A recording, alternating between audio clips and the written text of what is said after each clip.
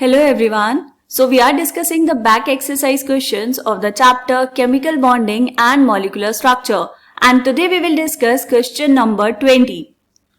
So here the question is, the skeletal structure of CH3COOH as shown below is correct, but some of the bonds are shown incorrectly. Write the correct Lewis structure for acetic acid.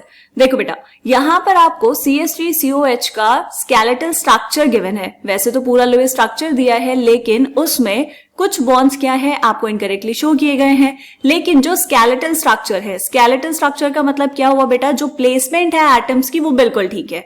तो हम क्या करेंगे, पहले यहाँ पर atoms को वैसे place कर लेंगे, मतलब स्केलेटल स्ट्रक्चर पहले हम ड्रॉ कर लेंगे। तो क्या होगा, यहाँ पर हाइड्रोजन, फिर यहाँ पे ये है कार्बन, एक हाइड्रोजन यहाँ, एक हाइड्रोजन यहाँ पर, फिर ये carbon, oxygen, oxygen and hydrogen. ये स्केलेटल स्ट्रक्चर कुछ ऐसा है। ओके, अब यहाँ पर जो गिवन स्ट्रक्चर है बेटा, उसमें अगर आप ध्यान से चेक करेंगे तो देखो हाइड्रोजन के 2 बॉन्ड्स बताए हुए हैं, लेकिन क्या हाइड्रोजन 2 बॉन्ड्स बनाता है बेटा? कभी नहीं। क्यों? क्योंकि हाइड्रोजन के वैलेंस शेल में एक ही इलेक्ट्रॉन प्रेजेंट है और उसको अपना डुप्लेट कंप्लीट करना है, मतलब उसमें मैक्सिमम 2 इलेक्ट्रॉन्स होने चाहिए।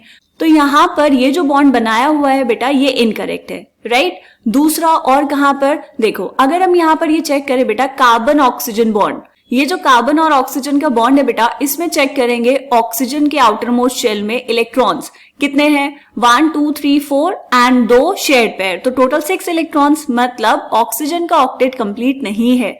वैसे अगर हम कार्बन में काउंट करें तो कार्बन के वैलेंस शेल में कितने इलेक्ट्रॉन्स है, यहाँ पर एक है लोन पेयर और 3 उसने बॉन्ड्स बनाए हैं, तो 8 इलेक्ट्रॉन्स तो हैं, लेकिन कार्बन ने 4 बॉन्ड्स नहीं बनाए हैं बेटा, अभी एक लोन पेयर वहां पर प्रेजेंट है। ठीक है, तो अगर हम यहां पर इसको करेक्ट करके बनाए स्ट्रक्चर को, तो क्या करना पड़ेगा बेटा? देखो, पहली बात तो ये कि ये जो कार्बन और हाइड्रोजन है यहाँ पर होगा सिंगल बॉन्ड, हाइड्रोजन कभी भी 2 बॉन्ड्स नहीं बनाता, राइट। बाकी पूरा का पूरा स्ट्रक्चर ठीक है, ये कार्बन कार्बन के बीच में single bond, okay, carbon oxygen के बीच में सिंगल बॉन्ड, और यहाँ ऑक्सीजन और हाइड्रोजन के बीच में सिंगल बॉन्ड, ऑक्सीजन के 2 बॉन्ड्स कंप्लीट हो गए।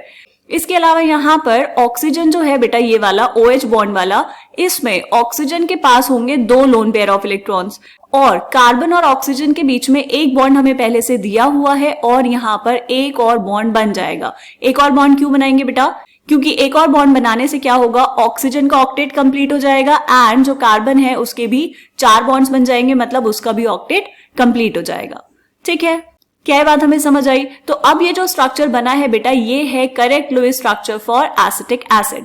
ओके, और आप इसका स्ट्रक्चर कैसे बना सकते हैं, ये होता है ऐसा, CH3C double bond O and this is OH, this is the acetic acid. ठीक है, बात समझ आई? चलिए मिलेंगे नेक्स्ट क्वेश्चन में, तब तक के लिए बाय बाय।